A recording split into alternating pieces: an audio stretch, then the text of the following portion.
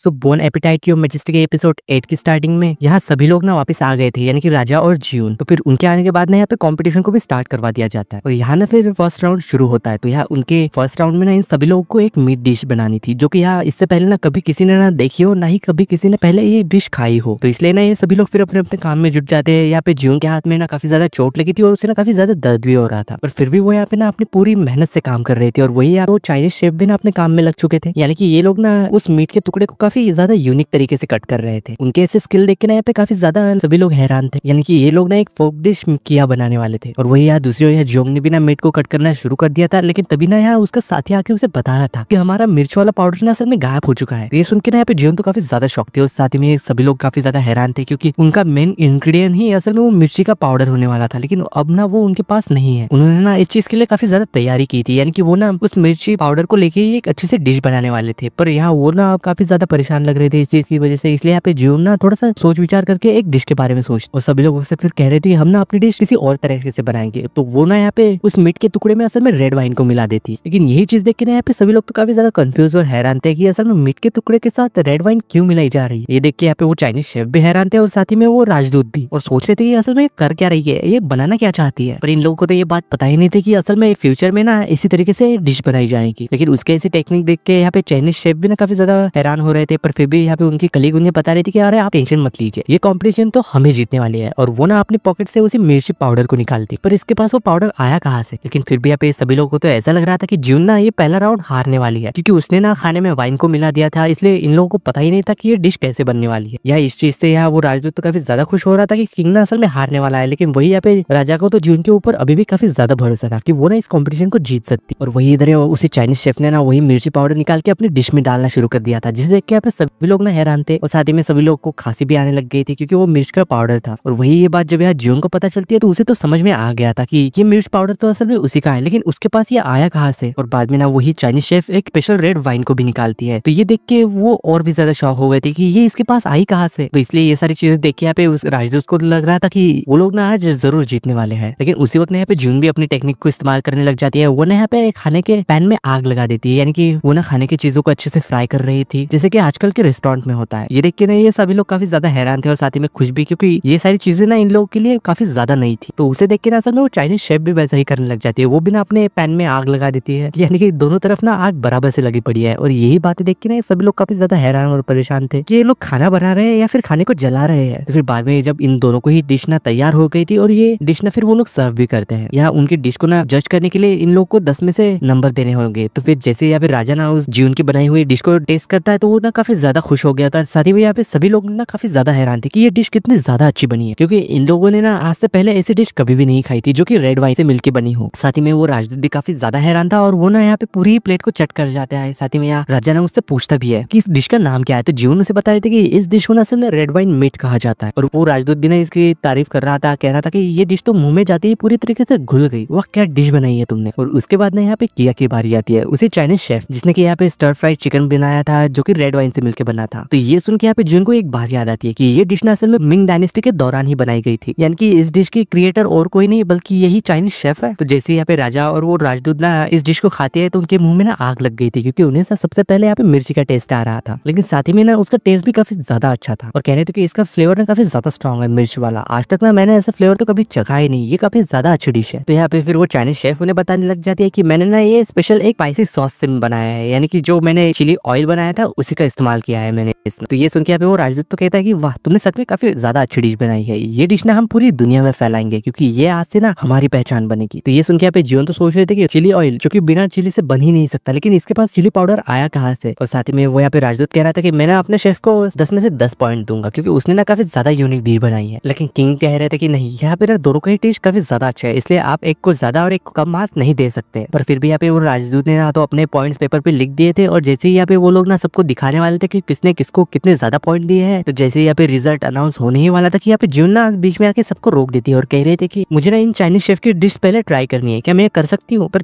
Chief तो कह रहे थे कि नहीं तुम ऐसा नहीं कर सकते, क्योंकि ये ना सिर्फ किंग ही टेस्ट कर सकते। पर फिर भी यहाँ पे राजा ने तो अलाउ कर दिया था कि हाँ तुम टेस्ट कर सकती, लेकिन इस बात से ना वो राजदूत गुस्सा हो गया था, कह रहा था कि नहीं तुम ऐसा नहीं कर सकती। तो ये बात सुन के यहाँ पे उस राजदूत का चाइनीज शेफ कहने लग जाता है कि कोई बात नहीं, इसे डिश ट्राई करने दो, क्योंकि हम भी ना उसकी डिश ट्राई करना चाहते हैं। तो जैसे ही यहाँ पे दोनों शेफ ना एक दूसरे का डिश ट्राई करते हैं तो ये दोनों को ही ना एक दूसरे की डिश काफी ज्यादा पसंद आई थी। बस शायद ना ज्यून यहाँ पे एक ही बार में उस डिश को खा के बता देती है कि ये असल में उसी चिली पाउडर से बनाई गई है जो कि उसने बनाया था। इसलिए वो पूछने भी लग जाती है कि तुम्हारे पास ये चिली पाउडर आया कहाँ से, क्योंकि हमारे पास से भी ना हमारा चिली पाउडर चोरी हो गया है, तो फिर तुमने ये लाया कहाँ से। लेकिन वो राजदूत तो कह रहा था कि पहले ना रिजल्ट देख लेते हैं, फिर बाद में तुम इस बात का पता कर लेना कि वो आया कहाँ से। लेकिन किंग तो कह रहे थे कि नहीं, ये बात ना अभी क्लियर हो जानी चाहिए क्योंकि मैटर ना काफी ज्यादा सीरियस है। तो ये बात सुन के यहाँ पे वो चाइनीज शेफ यानी कि टैंग तो उस लड़की को डांटने लग गया था कि तुमने ये चिली पाउडर लाया कहाँ से, कहीं तुमने सच में चोरी तो नहीं किया उन लोगों से। इसलिए ना वो कह रहा था कि तुम्हें ना उनसे माफी मांगनी चाहिए। लेकिन फिर भी वो यहाँ पे लड़के तो कह रहे थे कि नहीं, मैंने ना कोई भी चोरी नहीं की है, और साथ ही में वो बता रहे थे कि मैंने ये किसी से लिया था। पर फिर भी यहाँ पे उसका लीडर तो कह रहा था कि नहीं, हम ना ये राउंड हार चुके हैं और हमें ना अपनी हार कबूल कर लेनी चाहिए। पर फिर भी यहाँ पे वो लड़के तो कह रहे थे कि नहीं, हमने चोरी नहीं की है, ये ना मुझे किसी ने दिया है, जेसन ने, उस आदमी ने मुझे ये चिली पाउडर दिया था। तो ये देख के ना यहाँ पे सभी लोग हैरान थे, और साथ ही में यहाँ पे वो जेसन की भी हालत खराब हो चुकी थी। लेकिन फिर भी ना वो यहाँ पे खड़ा होकर हंसने लग जाता है और कह रहा था कि अरे मुझे माफ कर देना, मुझे तो ये बात पता ही नहीं थी, क्योंकि मैं ना असल में किचन में चीजों की सप्लाई का हेड हूँ, और मुझे ना वो रेड पाउडर ठीक नहीं लगा क्योंकि उसे ना बाहर से लाया गया था, क्योंकि इससे ना यहाँ पे राजा और बाकी लोगों की सेहत खराब हो सकती है। इसलिए मुझे लगा कि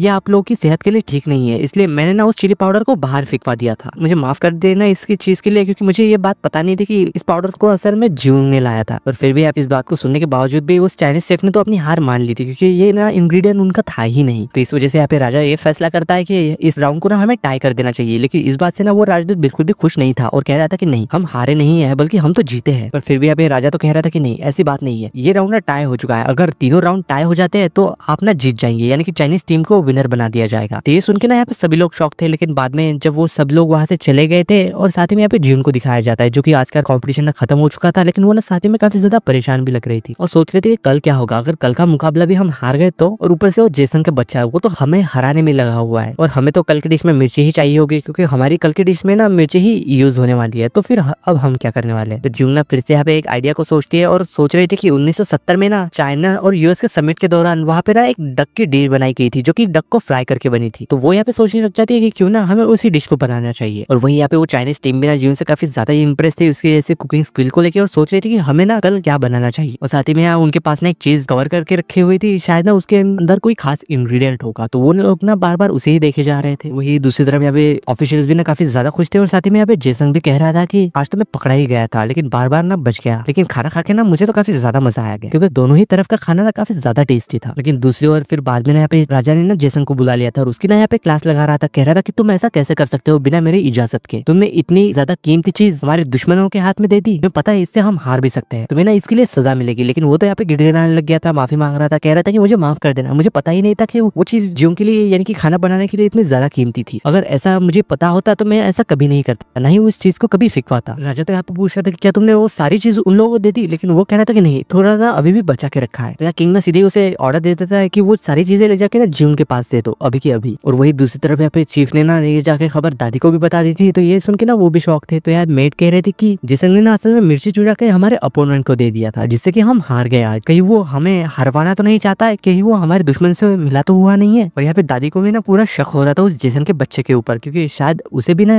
ऐसा लग रहा था कि वो ना हमें हरवाना चाहता है। और वही दूसरी ओर यहाँ पे मोकजू यानी कि राजा की वाइफ फिर से ना बेचारी उस शेफ को धमका रही थी, कह रही थी कि तुम्हें ना कल के कंपटीशन में हारना ही होगा, अगर तुम लोग कल हारे नहीं ना तो तुम्हें ना बिल्कुल मैं छोड़ूंगी नहीं। तो वो तो कह रहा था कि ऐसा ही हारना हमारे लिए काफी ज्यादा नुकसान पहुंचा सकती है। लेकिन ये सुन के ना वो तो और भी ज्यादा गुस्सा हो गई थी और हंसते हुए उससे कह रहे थे कि अगर तुम कल के कंपटीशन में हारे नहीं ना तो मुझे पता है कि तुम्हारी माँ इस वक्त कहाँ रह रही है। यानी कि वो ना सीधी सीधी यहाँ पे उसे धमकी दे रही थी, अगर तुम कल के कंपटीशन में नहीं आ रहे तो तुम्हारी मॉम को ना मार दिया जाएगा। तो इसलिए ना वो तो काफी ज्यादा डरा हुआ था। तो फिर जब नेक्स्ट डे दिखाया जाता है यहाँ पे ना दूसरा कंपटीशन स्टार्ट होने वाला था, जहाँ की इस राउंड में ना इन दोनों को ही अपोनेंट को एक दूसरे की ट्रेडिशनल डिश बनानी थी। या वो चाइनीज जो थे उन्होंने ना अपनी एक सामग्री यानी कि एक इंग्रेडिएंट निकाला था जो कि एक फ्लावर था। ये एक असल में गोल्डन लोटस था जो कि काफी ज्यादा रेयर होता है। वो ना इस चीज को अपने खाने में इस्तेमाल करने वाले थे। तो ये सब देख के ना यहाँ पे किंग भी काफी ज्यादा शौक था और साथ ही में सभी लोग काफी ज्यादा हैरान थे कि ये इसके पास आया कहाँ। और यहाँ पे जून का जैसा कि पहले से प्लान था, वो यहाँ पे ना असल में फ्राइड वाला डक बनाने वाली थी, लेकिन असल में यहाँ पे डक को काटना असल में उस मनसुख को ही आता है जिसे कि कल रात धमकाया गया था। अगर डक को एकदम अच्छे से और प्रोफेशनल तरीके से काटा जाए ना तो उसका टेस्ट और भी ज्यादा बढ़ जाता है। अगर उसे ठीक से नहीं काटा गया तो उसका टेस्ट खराब भी हो सकता है। इसलिए वो अब करे तो करे क्या, वो ना ही जीत सकता है और ना ही हार सकता है। तो इसलिए ना वो यहाँ पे अपने हाथ को चोट पहुंचा देता है और कह रहा था कि माफ करना, मुझसे गलती हो गई, मैं शायद ये नहीं कर पाऊंगा। तो ये चीजें देख के ना वो असल में राजदूत तो हंसने लग गया था कि अरे देखो तुम्हारे शेफ तो कैसे है, वो तो खुद का ही हाथ काट ले रहे हैं, उन्हें तो बेसिक नॉलेज भी नहीं पता कि चीजें को काटे कैसे। तो वो लड़का ना असल में कह रहा था कि गिल तुम्हें ये करना होगा, लेकिन यहाँ पे गिल तो काफी ज्यादा डरी हुई थी। पर फिर भी यहाँ पे जीवन कह रही थी कि कोई बात नहीं, इसे मैं काट देती हूँ, लेकिन जीवन के हाथ में चोट लगी थी इसलिए वो ठीक से नहीं कर पा रही थी। तो गिल फिर भी कह रही थी यार कोई बात नहीं, मैं कर लूंगी। तो हमें यहाँ फ्लैशबैक में दिखाया जाता है कि उसी लड़के ने ना असल में गिल को डक को काटना पहले ही सिखा दिया था। तो यहाँ ना गिल उस डक को अच्छे से काट देती है और बाद में इनकी डिश ना तैयार हो गई थी और दोनों ही अपनी डिश राजा को सामने सर्व कर देते हैं। और इन दोनों की डिश ना काफी ज्यादा अच्छी थी। यहाँ पे वो दोनों ही डिश ना जब चखे हैं तो उन लोगों को ना ये डिश दोनों ही काफी ज्यादा अच्छी लग रही थी। तो टैंक की डिश की जब बारी आती है ना वही चाइनीज शेफ, तो ना अचानक से कोरियन बोलने लग गया था। ये सुन के ना सभी लोग काफी ज्यादा हैरान थे। तो वो बता रहा था कि कुछ सालों पहले ना मैं काफी ज्यादा बीमार था और घूमते हुए ना यहाँ कोरिया आ गया था और यहीं पे मैंने ना असल में कुकिंग सीखी थी। मैंने असल में कोरिया में 5 साल तक रहा था और उसी दौरान ना मैंने यहाँ की चीजें और काफी सारे खाने की डिशेस सीख ली थी। यहाँ उसने स्टोरी तो इतनी ज्यादा अच्छी सुनाई थी कि उसकी स्टोरी सुन के यहाँ पे सभी लोग काफी ज्यादा हैरान हो गए थे। लेकिन बाद में ना जब यहाँ पे जून की डिश की बारी आती है तो सब लोग ये इसकी जब डिश से टेस्ट करते हैं ना तो ये सभी लोग काफी ज्यादा हैरान थे कि इतनी ज्यादा सिंपल डिश है पर फिर भी ये कितनी ज्यादा टेस्टी लग रही है। और साथ ही में उसी राजदूत को भी ये डिश ना काफी ज्यादा पसंद आ गई थी कि ये कितनी ज्यादा सॉफ्ट और बाहर से कितनी ज्यादा कुरकुरी है। तो जब बाद में ना ये लोग अपने नंबर देते हैं तो ये सभी लोग ना यहाँ पे काफी ज्यादा इंतजार कर रहे थे बेसब्री से कि कौन जीतने वाला है इस राउंड में। तो इससे पहले कि हमें यहाँ इस राउंड के रिजल्ट पता चलते, इसी सीन के साथ बोन एपेटाइट योर मैजेस्टी के एपिसोड 8 की एंडिंग होती है।